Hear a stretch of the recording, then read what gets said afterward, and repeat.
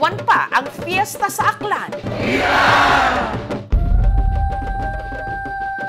Ngunit meron pa rin silang pabanda sa tabing ilog. Pero hindi raw sila tumutugtog para magsaya. Panawagan kasi nila ito sa kanilang kabanda na ilang araw nang nawawala matapos daw malunod sa ilog. Ngunit may ilang naniniwala na ang binata hindi lang basta nalunod. Di umano may kumuha sa kanya. May kaharian sila dyan sa loob. Naniningil sila pag may nag-iingay at saka hindi kilala kasi yung bata, hindi taga rito. At ang nangunguha raw sa ilog na videohan pa? Meron ba kayong nakikita? Ito ang ilang linggo ng laman ng balita sa isla ng Panay. Kung proceed mo dito, search mo itong area na to. Tungkol sa maaksyon. Okay, safety first, guys! At dibdibang paghahanap sa nawawalang binata sa probinsya ng Aklan.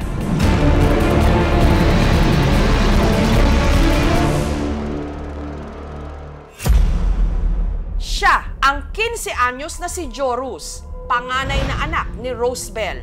January 29 nung nagpaalam daw si Jorus sa kanyang ina. Bukas may dula-dulaan kami doon sa pulo, sabi niya. Pinagsabihan ko pa, sabi ko sa kanila, baka kung saan kayo pupunta, lumingon lang siya sa akin, tsaka ngumiti. Pagpatak ng 2:00 ng hapon, May na-receive na lang na text na may nalunod nga mula doon sa area ng pulo.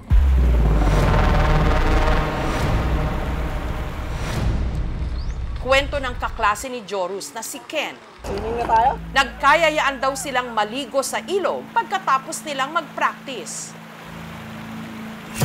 Nangahas daw silang tumawid sa kabilang bahagi na may layong 500 meters. Kalmado lang yung ilog. Dun sa part ng linaw, di kami tumawid kasi alam namin na malalim. At dito kami dumaan sa may baba. Pero bumuhos ang ulan, kaya nagdesisyon silang bumalik. Yung pagtawid namin by 2, si Joros nakasakay na sa likod ni Ains. Napulikat si Ains. Tinulak ni Joros si Ains sa ilalim ng tubig para si Joros yung nasa itaas.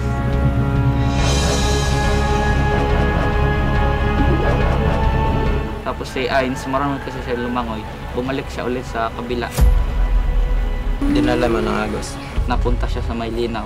Linangoy ulit ni Adrian kung siya sa mismo nawala. Hindi na nakita. Yung team po natin immediately conduct search and rescue operation. Naging challenge lang talaga is yung deep water level doon sa site na sa around 15 to 19 feet. Ang 24 kilometers na Aklan River ang pinakamahabang ilog sa probinsya ng Aklan. Yung Aklan River po natin is one of the violent river here in Panay. Dahil sa lawak at laki nito, hirap silang matukoy kung saan napunta o inagos si Joros. Kaya nagbayanihan ang lahat sa paghahanap. Ito yung mga grupo ng divers, yung mga taga-Region 6 na mga taga-Philippine Coast Guard. May mga bahagi pa ng ilog na hinukay ng backhoe.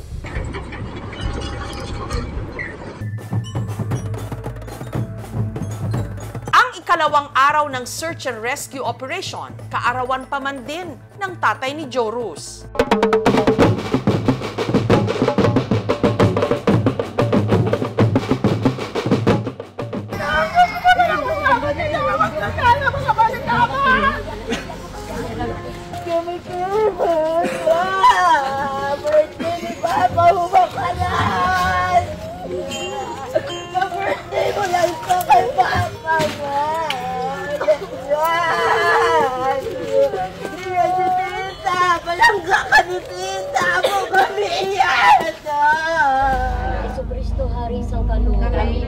May ilang mga residente na naniniwala na kaya hindi pa rin nakikita ang katawan ni Joros sa ilog dahil meron ritong kumuha.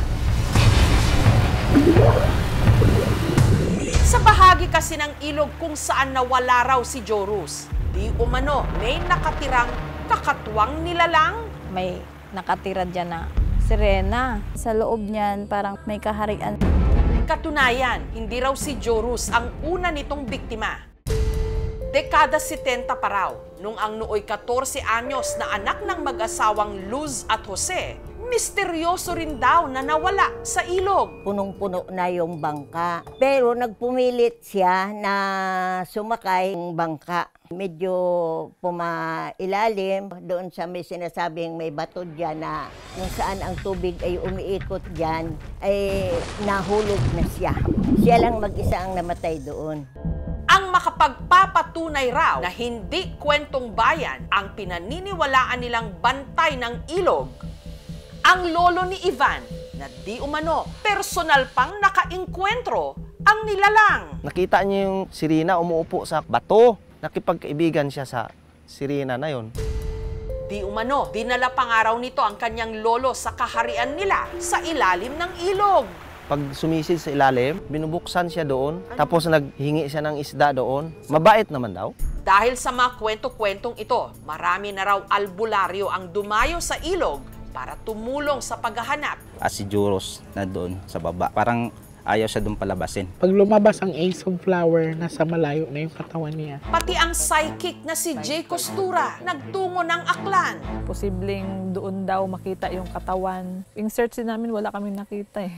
Nitong Biyernes, sa muli nilang pagtangkang masisid ang pusod ng ilog, mahanap na kaya nila ang nawawalang si Jorus. May napansin po kami na curve doon sa ilalim ng tubig. Malakas po yung current. May butas po siya. At may lumutang ding video na nakuhanan daw ang sinasabing kakatwang nilalang. Titigang mabuti. Ano ito? Parang babae na mahaba ang buhok. Parang bantay sila sa tubig. Samantala, may isa pang anggulong tinitignan ang taong bayan. Baka pinatay yan, tapos nilibing nila. May own opinion lang, niyaan nila siyang malunod at tinago ang katawan niya malayo sa river. Kasi may lumalabas na doon ng mga foul play daw. Okay, 50 bars, guys! Walang bibitiw dahil pilit nating sisisirin ang mga kasagutan.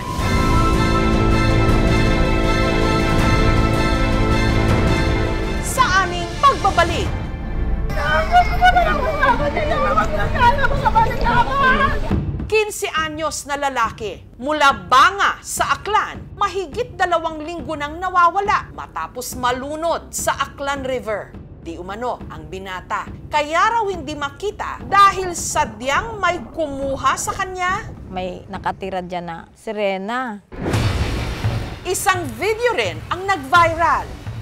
Makikita na sa ilalim ng tubig, may nakuhanan daw na kakaibang imahe. Parang babae na mahaba ang buhok. Anyong tao? Diwata ba o ano? Parang bantay sila sa tubig. Diyan ko nakuha yung video na nakitaan ng image na parang tao.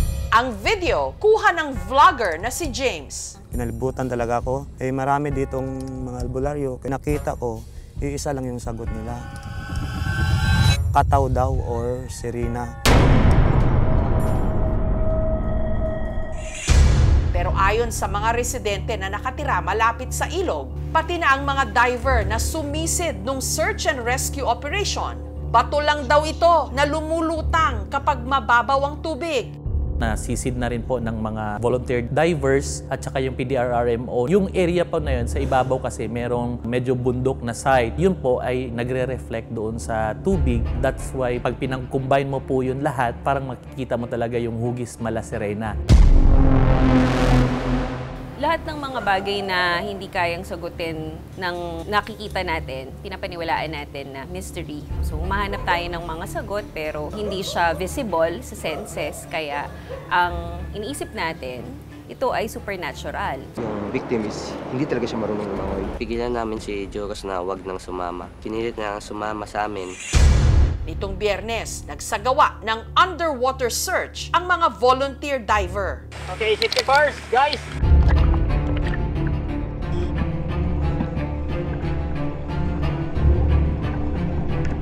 Yung estimate ko po, 1 meter lang po. Pero hindi sa kuiba na talaga malalim. Diyan yung sinasabi nila mayroong hipo-hipo. Kaya gumaganyan yung tubig doon, papunta doon. Pero isa lang yung direksyon ng current. Nalinis natin yung area pero wala tayong nakita na katawan ni Joros. Probably mayroong mga structure na umipit sa kanya, yung katawan niya nabaon sa buhangin. Kung hindi talaga siya lulutang, might be na flush out na siya doon sa dagat. Kasi yan Aklan River, ma'am, diretsyo ng tubig niyan papuntang Sibuyan. Samantala, ang taong bayan may tinitignan din na bagong anggulo sa pagkawala ni Joros. Baka pinatay yan, tapos nilibing nila. Pinatay daw namin at itago, ma'am. Tapos pinalabas din namin nilunod. Wala kami ginawang ganun, ma'am. Dito, to yun, ma'am.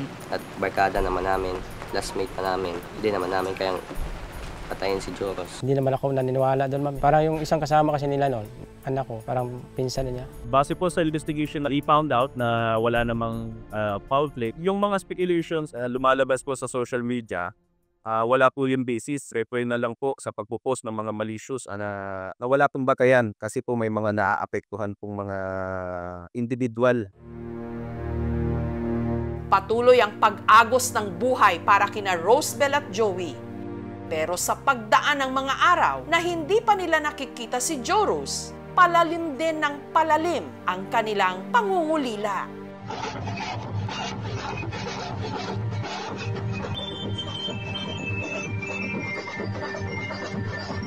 Umuwi na siya.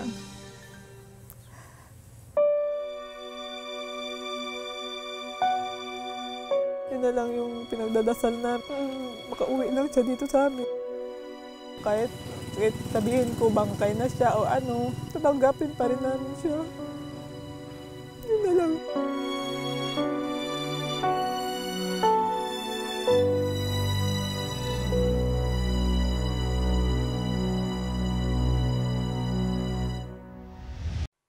Thank you for watching, mga kapuso. Kung nagustuhan niyo po ang videong ito, subscribe na sa GMA Public Affairs YouTube channel. And don't forget to hit the bell button for our latest updates.